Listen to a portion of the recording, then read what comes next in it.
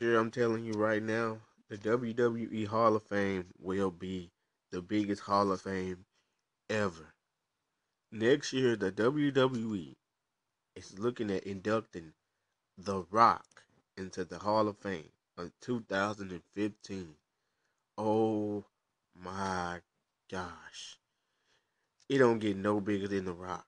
You know, The Rock was one of the wrestlers that really got me into the whole WWE thing back in when I was 13, 14. Him and Stone Cold Steve Austin was the two wrestlers that I started out with that I really became a fan of before the WWE went into the ruthless aggression era and then the PG era. It started with two men. It was The Rock and Stone Cold. And The Rock, he deserves this. The Rock deserves every minute of this Hall of Fame next year. I am very happy for The Rock. It's like when The Rock gets getting inducted, it's like he's sharing this with the people. You know, this is going to be the People's Hall of Fame. This is what The Rock would say. The Hall of Fame belongs to us because with with The Rock, it don't get no bigger than The Rock. The Rock is the biggest star that ever came through the WWE besides Stone Cold Steve Austin. You know, um, The Rock really took off um, when Stone Cold Steve Austin left the company. You know, he was good as a heel back on, in the Nation of Domination. Then we seen him get with the corporation. That Rock was really awesome. You know, the things he did with Vince McMahon, um, to fighting Stone Cold Steve Austin at WrestleMania 15. I love the matches with Mankind, you know, and who can ever forget the British Bulldog getting rock bottomed in the boo boo? The People's Elbow was electrifying. Everybody wanted to do it. Everybody wanted to say, just bring it. When The Rock would talk, he'd have the people in the palm of his hands. You know, I hear a lot of people hating on The Rock and bashing him. But me, I never ever said one negative word about the Rock, you know, because The Rock, if it weren't for The Rock, there would be no WWE PG. You know what I'm saying? If The Rock wasn't up, then the things he did for the WWE, him and Stone Cold, you can add Triple H, you can add Taker to the mix, you can add Hogan. But the wrestlers come off today is so damn disrespectful. You know, The Rock paved the way for everybody to be able to step in that ring and wrestle. You know, back when there wasn't no John Cena or Randy Orton. You know, you can turn on your TV and see Stone Cold Steve Austin and The Rock. You know, but The Rock's resume is really outstanding. You know, Stone Cold Steve Austin and The Rock made each other better. You know, Austin and The Rock, when those two was on TV, it was a must see. You know, Stone Cold Steve Austin was A and The Rock was B. And The Rock came along and he eclipsed Stone Cold Steve Austin in popularity. You know, mainstream attention, movies. You know, I didn't think anybody could ever come along and be that successful more than Stone Cold Steve Austin. That was The Rock. You know, The Rock was everywhere in the year 2000. I remember that year because I was the world's most biggest rock fan in the day back in the day. You know, nobody could say anything wrong about The Rock. You know, and it just made you happy. You know, it just made you happy because the wrestling was cool. You know, wrestling was outstanding, and then you had these two guys that was fucking badass. Something that we don't get today on WWE.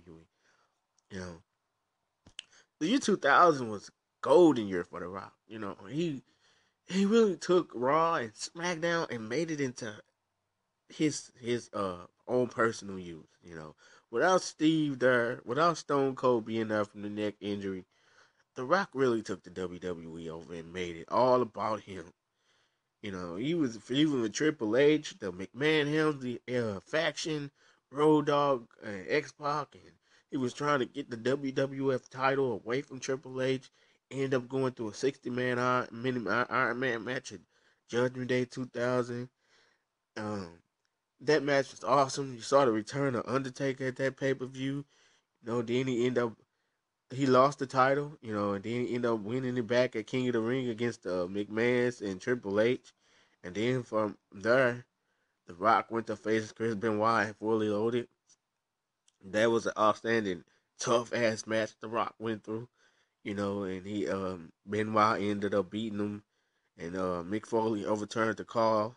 SummerSlam, he wrestled Kurt Angle. I think it was Chris Benoit, Kane, and Triple H. He ended up losing the title to Kurt Angle. But when Stone Cold Steve Austin got back, Stone Cold Steve Austin wanted the main event spot from The Rock, and it was only two men there was going to be one man was going to be the top dog, and it couldn't be Stone Cold or it couldn't be The Rock. You know, that's how the WWE worked. Austin wanted to be the right man. Triple H wanted to be the man. The Rock wanted to be the man. And that's what made wrestling fun. And that's what made wrestling cool. I miss them days, man. I miss them days of seeing good WWE TV. Whenever The Rock was on, you didn't want to miss it. Whenever Stone Cold was on, you didn't want to miss it. And that's why I feel like when The Rock is inducted into the Hall of Fame, that will be the People's Hall of Fame. Because The Rock can tell you himself, this Hall of Fame don't belong to me. It belongs to each and every one of us. Because we was there through the rise, through the people's elbows, through the rock bottoms, through the if you smell what The Rock is cooking, in the Just Bring It, in the Know Your Role, in the Candy Asses, and Team Bring It forever. You know what I'm saying? I always rep The Rock. I always look at the WWF Attitude as the best era in the WWE. It produced a badass some bitch named Stone Cold Steve Austin. It brought you to, if you smell what The Rock is cooking, to the Undertaker, rest in peace, and such and such. So it really made you feel like you were special in that time. And what we get on WWE today is it's not cool. And I always go back and I watch because I love the WWF Attitude Era. I always go back and in in my closet, and I got so many tapes and so many old WWF classics that you go back to 1999, the realness in professional wrestling with Stone Cold Steve Austin sprayed The Rock with and McMahon with the beer. He was telling Rock to take his glasses off. And you know what I'm saying? He was saying he was going to go down to Jabroni Drive and check right into the SmackDown Hotel, and I will burn that some bitch into the ground. And that's how real the motherfuckers was. They was awesome, man. And you know, in from my real perspective, I can't even pronounce it. My real self, and I go back and watch that. It makes me hate the WWE today. It makes me really hate professional wrestling. Now, this is not professional wrestling. It really makes me hate the product of today. You had real men like The Rock and Stone Cold. You had people like Edge and Christian and the Hardy Boys and Lita and Trish Stratus and the Right to Simpson. You had Bull Buchanan and the Big Boss Man, Gangrel. It was so many Attitude Era people who made the show successful. And one man that really transcended the WWE was The Rock. And I'm really, if this is true, man, if The Rock is going to the Hall of Fame next year, big ups to Dwayne The Rock Johnson, because he deserved it. All this hard work you put in for the business to pay the rate for people like fucking Cena and Orton, it's really a special moment for the fans, and something to soak in because we won't never ever get to see what we saw back in the day. We never get to see The Rock wrestle on the full time schedule again. We'll never get that.